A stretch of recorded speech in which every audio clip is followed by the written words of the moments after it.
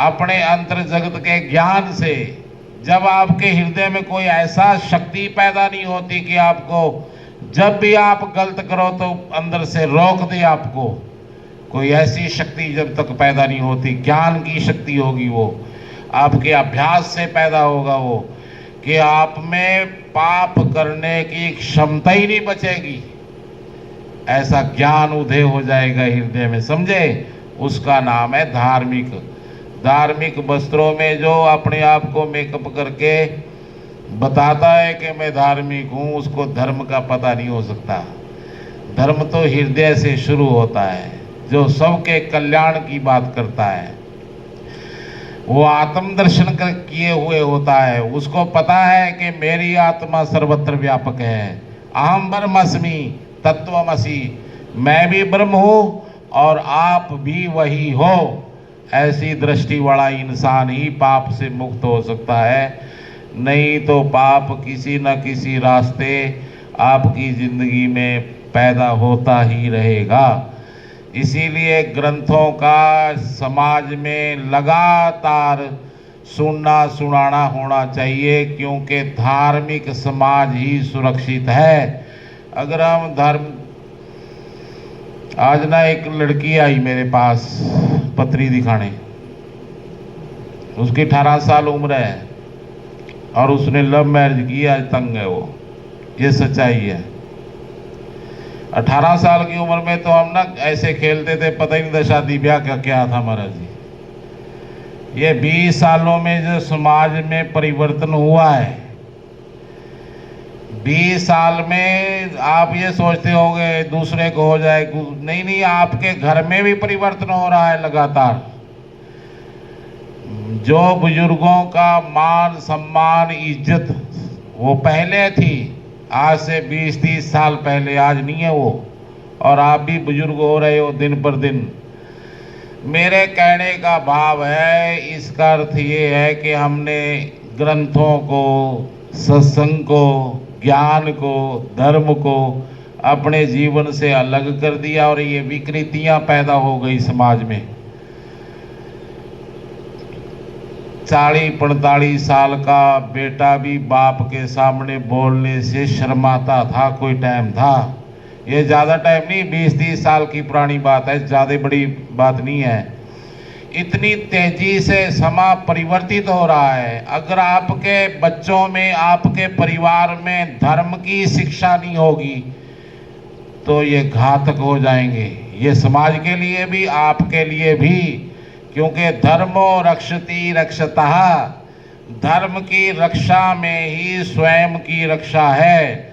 जतो धर्मस्ततो जय, जहाँ धर्म है वहीं विजय है।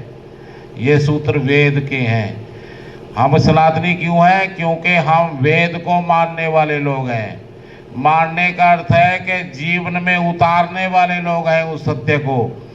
अगर कोई सनातनी है, वेद को मानता है, जीवन में वो ज्ञान उतार नहीं रहा, तो वो सनातनी नहीं है। सनातनी होने का अर्थ है वेद वाक्य को जीवन में उतार लेना।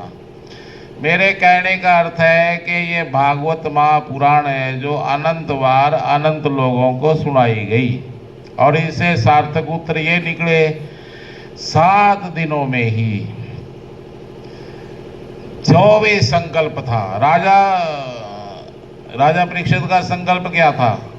उसने एक संत का अपराध कर दिया और संतों ने श्राप दे दिया कि जाओ तक्षक नाग तुम्हें मृत्यु के घाट उतार देगा। यही हुआ था ना। मृत्यु भी 2-3 प्रकार की मानी गई है। एक तो सामान्य मृत्यु होती है 80-90 साल की, भजन किया ना हो चाहे जैसे भी हो, लेकिन 90 साल में मरने वाला आदमी एक बार मनुष्य जरूर बनता है। 10 बार मनुष्य मरने की प्रकृति इजाजत देती है। अगर 10 बार भी आप अपने लक्ष्य तक नहीं पहुंचे जिसके लिए आपका जन्म हुआ है, तो फिर प्रकृति 84 लाख में ले जाती है। कीड़े से लेके धीरे धीरे आगे बढ़ते बढ़ते फिर हजारों वर्षों में मनुष्य होता है कोई भी है। तो 60-70 साल में, 90 साल में मैंने क्यों कहा ऐसा कि आदमी मनुष्य हो सकता है? क्योंकि 90 साल में जाके एक इंसान की सभी वासनाएं मर जाती हैं, उसमें उतनी संसार के प्रति दिलचस्पी नहीं बचती, उसकी शक्ति है उसको विकृति करने की इजाजत नहीं देती, थोड़ी रह जाती है शक्ति। काम वासना क्रोध सब धीरे धीरे विदा हो जाते हैं। तो उस स्थिति में मृत्यु है जो एक मनुष्य जन्म की कामना करती है। लेकिन अगर नौजवान अवस्था में जहाँ सभी विकार उसके परम शिखर पर हैं, काम भी, क्रोध भी, लोभ मोह अहंकार ये सब मौजूद है, उस समय मृत्यु होती है तो बड़ी घातक मानी जाती है। और एक प्रेत, एक विश्राम है वहाँ मृत्यु में। प्रेत, प्रेत का अर्थ है सबसे निम्न स्तर ऐसी स्थिति। कीड़ा भी रेंगने वाला जो है वो भी धन्य भागी है उससे ज़्यादा, क्योंकि कीड़ा भी धीरे धीरे प्रकृति उसको ले जाएगी पशु और मनुष्य तक, लेकिन प्रेत नहीं कहीं जा सकता। हजारों लाखों जन्म, हजारों लाखों साल तक वो ठहरा रह सकता है। प्रेत का गढ़ है ना जो सुई के नक्के जैसा, जैसे सुई में तागा डालते हैं हम, उतना जो एरिया है उस जैसा उसका गला होता है। 10 गुना भूख बढ़ जाती है उसकी, सर्दी गर्मी उसको, शीत, उसके वस्त्र नहीं पहन सकता। मनुष्य जैसी उसकी एक फीलिंग होती है, लेकिन शरीर उसके पास नहीं होता। इसीलिए वो अनंत प्रकार से भूखा प्यासा और पीड़ित लाखों वर्ष तक रह सकता है। तो एक अवस्था है ब्रह्म ज्ञानी की जहाँ शरीर की जरूरत नहीं है। ब्रह्म ज्ञानी को भी शरीर की जरूरत नहीं और प्रेत को शरीर मिलता नहीं। इसके मध्य में 84 लाख जीव आता है, समझे आप। प्रेत बनता है वो इंसान जिसने ब्योंत बंदी करके अपने आप को नष्ट कर लिया हो।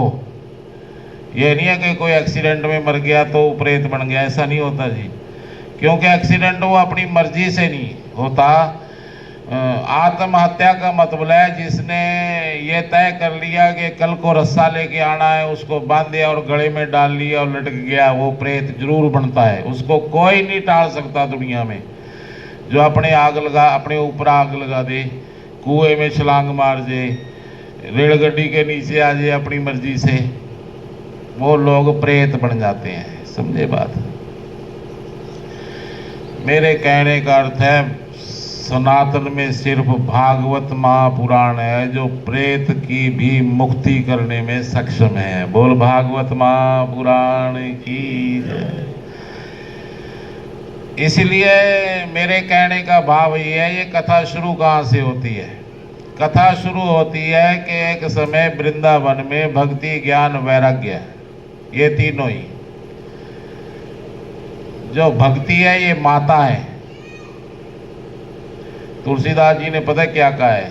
दया धर्म का मूल है, पाप मूल अभिमान, तुलसी दया न छोड़ी है, जब लग घट में प्राण। जब तक आपके शरीर में प्राण है ना, उस समय तक आपको दया छोड़नी नहीं चाहिए। दया का अर्थ है कि दूसरे के लिए प्रस्तुत हो जाना। जैसे कोई मांगने आ गया, एक तो माई ऐसी होती है, कहती है तू अपना काम कर, जा भाग जा, मैं नहीं देने वाली। और ऊपर से ये सुनाती है कि इतना हट्टा कट्टा है, तू काम कर ले। कोई मांगना भी कोई काम होता है।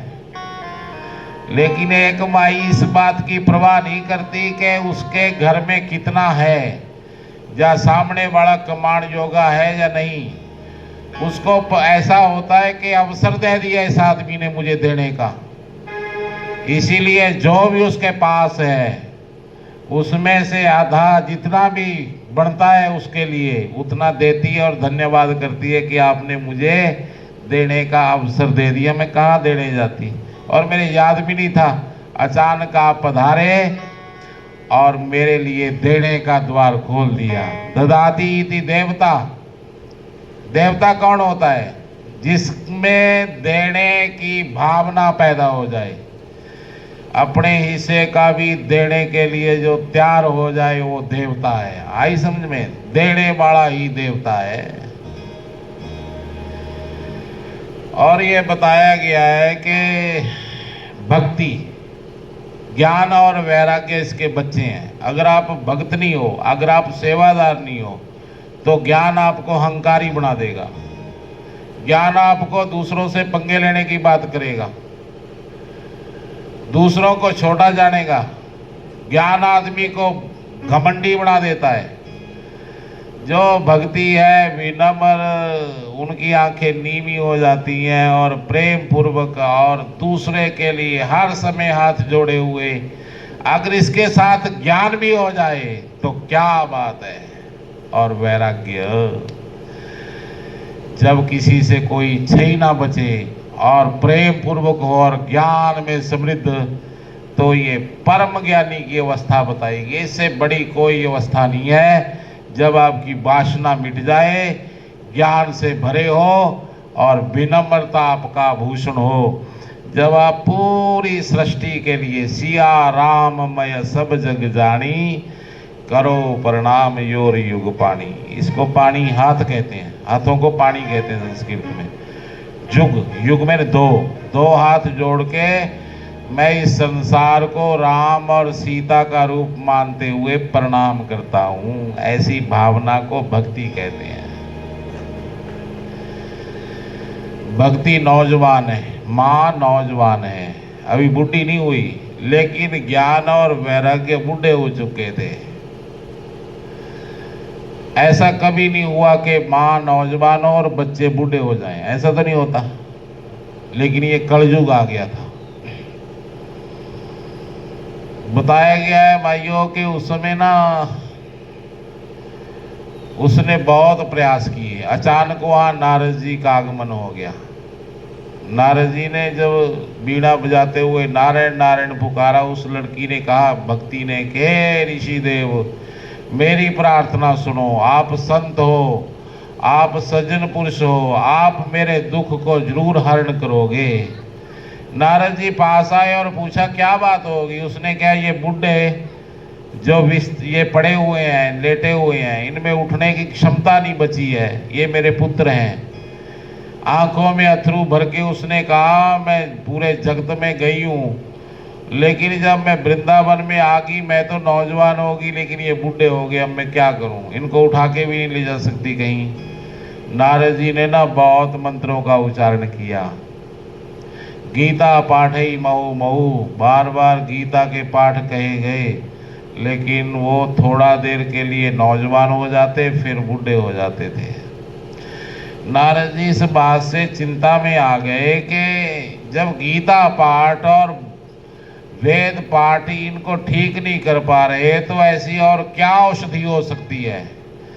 उसने भक्ति को कहा, तू चिंता ना कर, मैं तेरे दुख को पूरी दुनिया में कहूँगा, जहाँ भी मुझे कोई औषधि मिली तेरे लिए जरूर लेके आऊँगा। नारद जी विदा लेके चल पड़े। तीनों लोगों ने, उन्होंने बताया, संतों को भी ऐसी बात होगी, बूढ़े हो गए।